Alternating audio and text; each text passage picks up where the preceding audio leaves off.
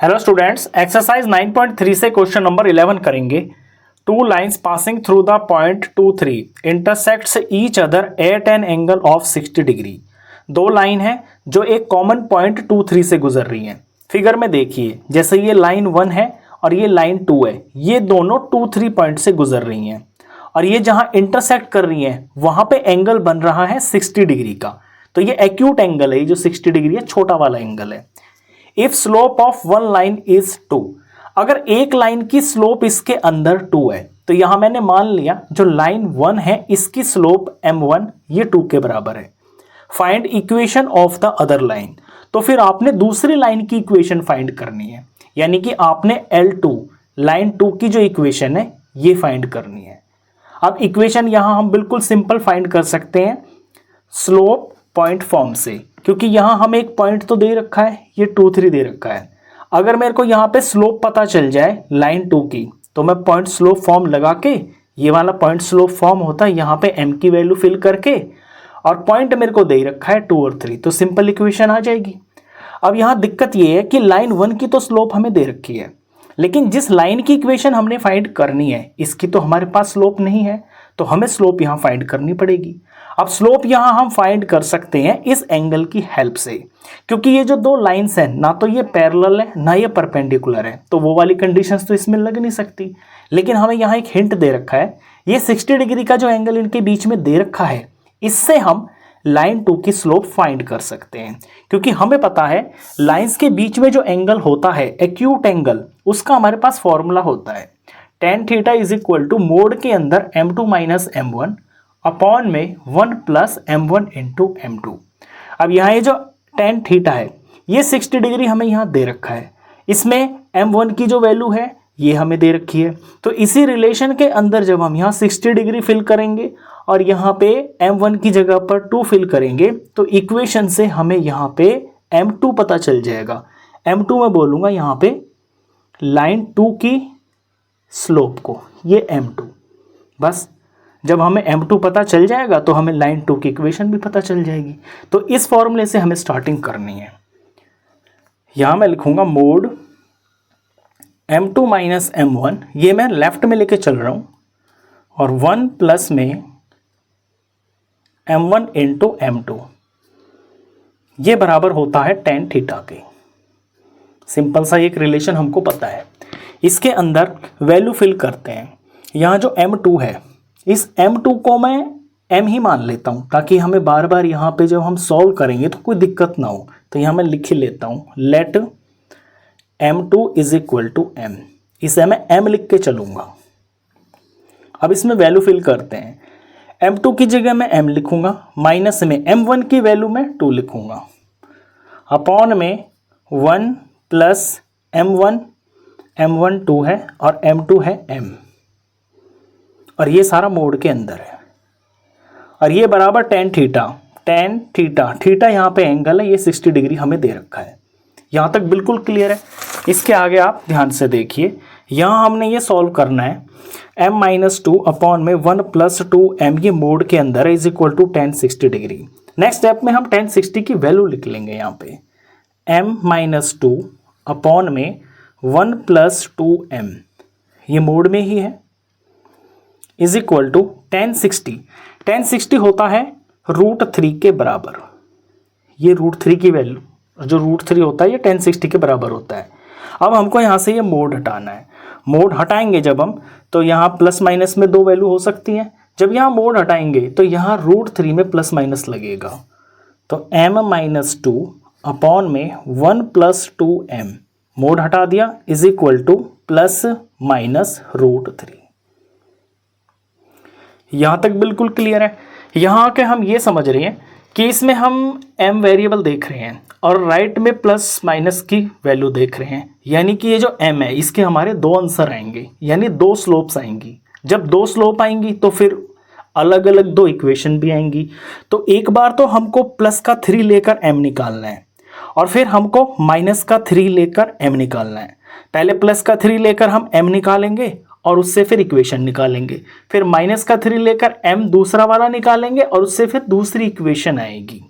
तो पहले हम यहाँ ले लेते हैं m जो है ये हम प्लस वाला ले लेते हैं। क्वेश्चन थोड़ा सा लेंथी होगा लेकिन इंटरेस्टिंग क्वेश्चन है।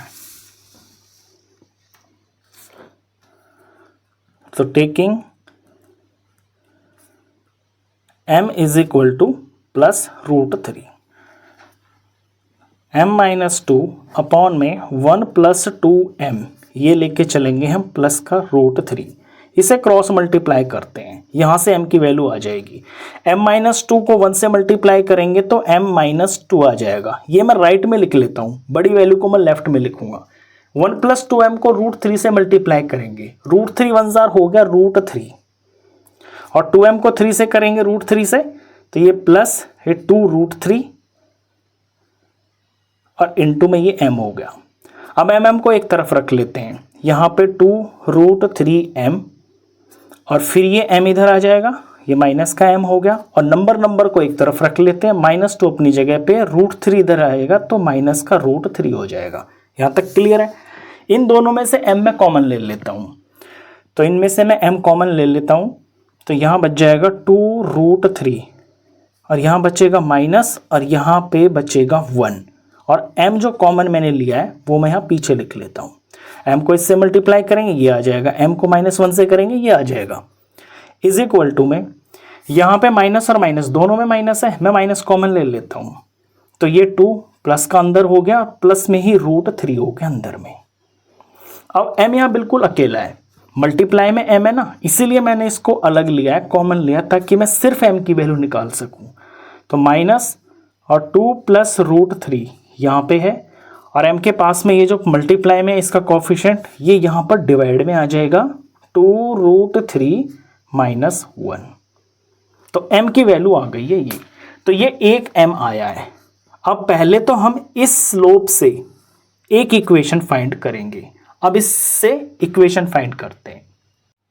तो पॉइंट स्लोप का हम यूज करेंगे इसके अंदर, तो पॉइंट तो दे ही रखा है 2 और 3, इस पॉइंट से ये लाइन गुजर रही है जो L2 है, और इसकी स्लोप आ गई है ये। अब इसके अंदर हम वैल्यू फिल कर लेते हैं, यहाँ पे y - y1, y - y1 है 3, ये x1 हो गया, ये y1 हो गया, यहाँ पे 3 लिखेंगे, इज इक्वल टू m की जगह पर हम ये स्लोप लिखेंगे, ये है -(2 + √3) और अपॉन में √3 - 1, 2√3 - 1, इतनी वैल्यू ये सिर्फ m की है। इसके आगे यहाँ पे x - x1 की वैल्यू है 2। कैलकुलेशन में बड़ा ध्यान देना है आपको, इसमें थोड़ा सा लेंथी क्वेश्चन है, यहाँ कुछ नहीं है तो 1 है। अब हम करते हैं क्रॉस मल्टीप्लाई, इसकी इससे मल्टीप्लाई करेंगे, इसकी इससे मल्टीप्लाई करेंगे। तो पहले यहाँ देखिए इनकी मल्टीप्लाई करते हैं, यहाँ 2√3 - 1 को मल्टीप्लाई करना है पहले y से, तो मैं इनको अलग अलग नहीं लिखूंगा, जैसे 2√3 को y से किया फिर -1 को y से किया, नहीं, क्योंकि y और x तो मेरे को बिल्कुल अकेला रखने होते हैं ना। तो मैं टोटल इसको जब y से ही मल्टीप्लाई करूंगा तो 2√3 - 1 और इनटू में ये y हो गया, तो साफ साफ ये y का कोफिशिएंट ही हो गया। अब -3 को मैं इन दोनों से बारी बारी अलग अलग करूंगा क्योंकि ये नंबर्स हैं। 2√3 को पहले -3 से मल्टीप्लाई करूंगा तो साइन तो हो गया माइनस का, 2 3 6 नंबर हो गया, और ये √3 हो गया। नेक्स्ट फिर -3 को -1 से करूंगा, माइनस प्लस हो गया, और 1 3 3 हो गया। यहाँ तक बिल्कुल क्लियर है, यहाँ तक कोई डाउट नहीं होना चाहिए। अब दूसरी तरफ देखिए, इज इक्वल टू, यहाँ ये दो चीज़ें लिखी हुई हैं मल्टीप्लाई में, ये 2 ब्रैकेट लिखे हुए हैं, आगे ये माइनस भी है, इनको जब 1 से मल्टीप्लाई करेंगे तो वो इनका ही प्रोडक्ट होगा। तो मेरे को फोकस इन 2 पे ही रखना है, इन 2 पे मेरे को फोकस रखना है। तो यहाँ मल्टीप्लाई की जाएगी पहले x - 2 की 2 + √3, और ये आगे माइनस है, तो यहाँ भी मैं यही चीज़ करूँगा कि मैं पहले x को ना इस पूरे से ही मल्टीप्लाई करूँगा, तो x मेरा बिल्कुल अकेला हो जाएगा, वो सारा x का कोफिशिएंट ही बन जाएगा। तो ये माइनस है, ये ब्रैकेट में 2 + √3 है, और इसको मैं x से मल्टीप्लाई कर रहा हूँ, तो x मैंने यहाँ पे लगा लिया। बिल्कुल क्लियर है। इसके बाद यहाँ देखिए, अब -2 की मल्टीप्लाई करनी है, पहले 2 से करनी है, और 2 के साथ में यहाँ माइनस भी है, तो माइनस और माइनस ये बन गया प्लस, और फिर 2 2 ये 4 हो गया, प्लस का 4 हो गया। इसके बाद इस -2 की करनी है इस √3 से। अब ये जो √3 है ये भी तो माइनस का ही है, क्योंकि माइनस यहाँ पे माइनस कॉमन ले रखा, तो ये माइनस का है, तो ये वाला माइनस और ये माइनस, ये प्लस हो गया, और 2 इंटू √3 2√3 हो गया। अगर आपको कैलकुलेशन में कोई डाउट लगे तो आप इसको अलग से साइड में रफ में निकाल सकते हो। अब देखिए यहाँ पे ये x की टर्म है, ये y की टर्म है, इनके कोफिशिएंट बिल्कुल साफ साफ दिख रहे हैं। मैं x की कोफिशिएंट को, x की जो टर्म है इसको सबसे पहले लिखूंगा, तो ये माइनस की है, इधर आकर ये प्लस में हो जाएगी। 2 + √3 इंटू में x, इसके बाद y की टर्म बिल्कुल साफ दिख रही है और ये प्लस में है, 2√3 - 1 इंटू में ये y हो गया। फिर हम मेरे को यहाँ पे कॉन्स्टेंट्स लिखने होते हैं। लेफ्ट साइड में जो लिखे हैं पहले कॉपी कर लेता हूँ, 6√3 और ये +3 लिखा हुआ है। राइट के इधर आ जाएंगे तो ये 4 इधर आके माइनस का हो जाएगा, ये -2√3 आ जाएगा इधर, -2√3। इन्होंने साइड चेंज किया तो इनके साइन चेंज हो गए। अब इस तरफ कुछ नहीं बचा तो = 0।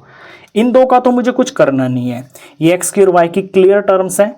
तो 2 + √3 इंटू में x as it is, bracket में 2√3 - 1 इंटू में y एज इट इज। यहाँ देखते हैं लाइक टर्म्स को, √3 ये दोनों लाइक टर्म्स हैं, इनके कोफिशिएंट -6 और -2 है, तो ये कोफिशिएंट ऐड हो जाएंगे, -8√3 हो गया। फिर नंबर -4 + 3, ये माइनस का 1 हो गया, ये -1 = कुछ नहीं आगे 0। अब ये x की टर्म, ये y की टर्म, और ये हो गया हमारा यहाँ पे ये कांस्टेंट। तो ये इक्वेशन आई है तब जब हमने स्लोप निकाली ये। अभी क्या करना है कि मेरे को -√3 लेकर दूसरी स्लोप निकालनी है और फिर उस स्लोप की हेल्प से दूसरी इक्वेशन भी निकालनी है। अब आगे काम करते हैं। अब हम वापस से लास्ट पेज पर आ गए हैं, पहले वाले पेज पे, जहां हमारी ये जो वैल्यू है +-√3 में आई थी। तो +√3 लेकर हमने m फाइंड कर दिया और उससे फिर इक्वेशन फाइंड कर दी। अब हम लेंगे -√3, तो यहाँ है ये m-2 अपॉन में 1 + 2m = -√3 लेकर अब हम दूसरी इसकी स्लोप फाइंड करेंगे। तो क्रॉस मल्टीप्लाई करते हैं यहाँ पे इसको इससे, तो m-2 को 1 से करेंगे तो m-2 आ गया। ये छोटी वैल्यू है तो इसको मैं राइट में लिख लेता हूँ, m-2 -√3 की इन दो से मल्टीप्लाई की जाएगी। -√3 को 1 से करेंगे तो -√3 हो गया, -√3 को 2m से करेंगे तो प्लस और माइनस, साइन तो हो गया माइनस का, 2 यहाँ पे नंबर है, रूट की वैल्यू यहाँ √3 है और यहाँ पर फिर ये m भी है। यहाँ तक क्लियर है। अब m को हम लेफ्ट में बचा लेते हैं, ये -2√3m, यहाँ से m इधर आएगा तो ये माइनस का m हो गया। अब नंबर को राइट में रख लेते हैं, ये -2 अपनी जगह पे है, -√3 इधर आएगा तो प्लस का √3 हो जाएगा। अब इसमें एक तो मेरे को माइनस कॉमन दिख रहा है इन दोनों टर्म्स के अंदर, तो मैं माइनस कॉमन ले लेता हूँ। दूसरा मेरे को वैल्यू m की चाहिए तो m भी यहाँ पे कॉमन भी आ रहा है तो m भी मैं कॉमन ले लेता हूँ, तो -m मैंने कॉमन ले लिया। इसके बाद में यहाँ बच गया 2√3, माइनस बाहर है तो ये प्लस हो गया, m बाहर है यहाँ पे, माइनस भी बाहर है तो यहाँ पे +1 हो गया, = इधर में मैं माइनस कॉमन ले सकता हूँ। क्यों? क्योंकि यहाँ पे भी माइनस है तो मैं आसानी से उन्हें काट सकता हूँ। ये सिर्फ सिंप्लीफिकेशन के लिए, आसान करने के लिए मैं कर रहा हूँ।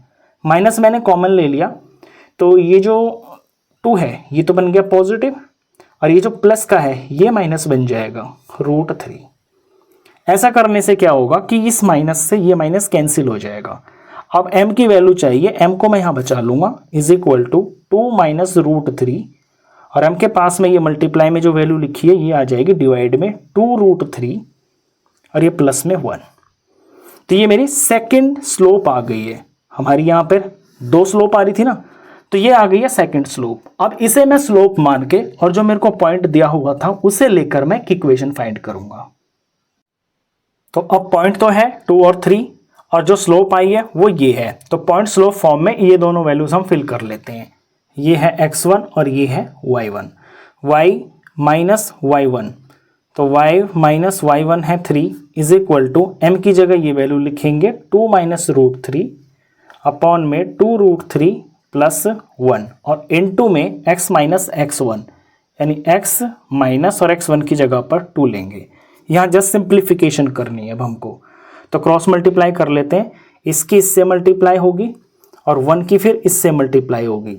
तो यहाँ भी मैं यही करूँगा, ये 2√3 + 1 है, इस सारे को मैं y से मल्टीप्लाई करूँगा तो 2√3 + 1 पूरा मैंने एक साथ ले लिया और साथ में यहाँ y लगा दिया।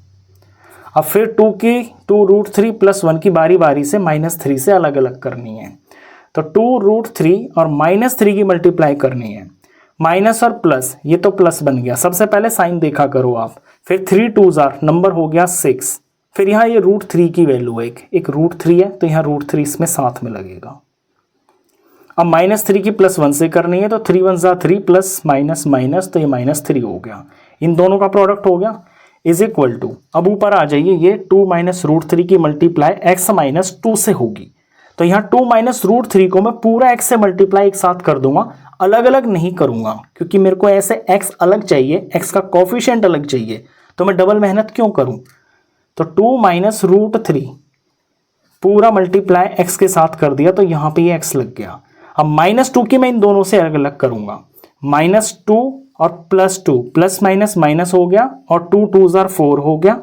इसके बाद माइनस माइनस ये प्लस हो गया और 2√3 हो गया, 2√3। सिंपल मल्टीप्लिकेशन की है मैंने और कुछ नहीं किया है।